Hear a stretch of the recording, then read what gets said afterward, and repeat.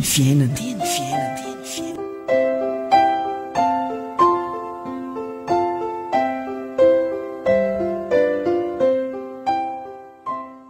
Ny lalàny ny vavanao no mahatsara ahy, mihoatra noho ny volamena sy ny volafotsy tsy omby arivo.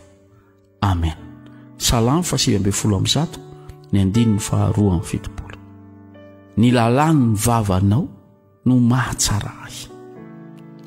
Ry havana, ho an'ity mpanao salamo ity dia izao: ny tenin'Andriamanitra no mahatsara azy. Izay no ambarany amin'ity tonkirany salamo ity.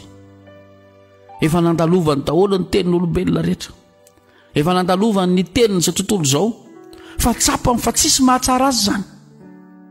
Mampitondra fahoriana azy ary zany, mampitondra aretim-po manindrona ny fony zany, ary mitondra fahafatesana ho azy.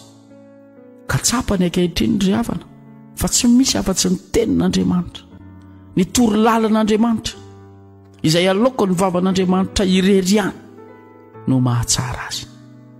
Ho anao izay mihaino ity tenin'Andriamanitra ity androany koa, tsy misy feo mahatsara anao eto amin'ity izao tontolo izao ity.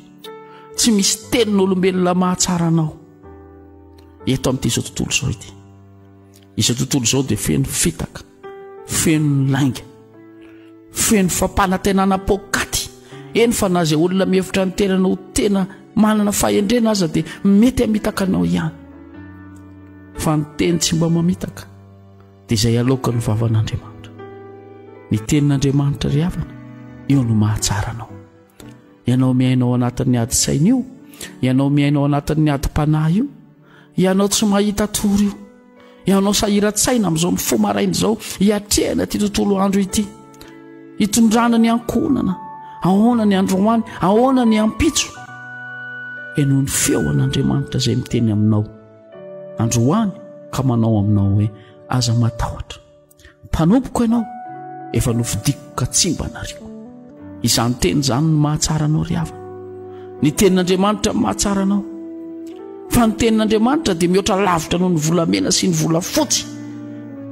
Amanarivorivo nisa mihoatra lavitra noho izany ny atsara ny tenin'Andriamanitra.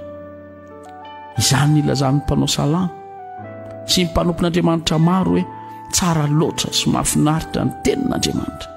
Ny tenin'Andriamanitra dia fanahy sy fiainana. Ny tenin'Andriamanitra dia mahavoky ny nofo sy ny fanahy. Ny tenin'Andriamanitra tena ilaiko, tena ilainao amin'ity fiainana ity, amin'ity androany ity ry havana. Aza misaraka amin'ny tenin'Andriamanitra. Ataovy tafatoetra ao am-ponao ny tenin'Andriamanitra, fa io no hitarika anao, hahitanao fitsaharana, hahitanao fifaliana, na dia hiatrika tontolo andro feno ady azy ianao, dia manam-pifaliana ianao satria ampahery anao eny am-pandehanana ny tenin'i Jesosy Kristy. Amen.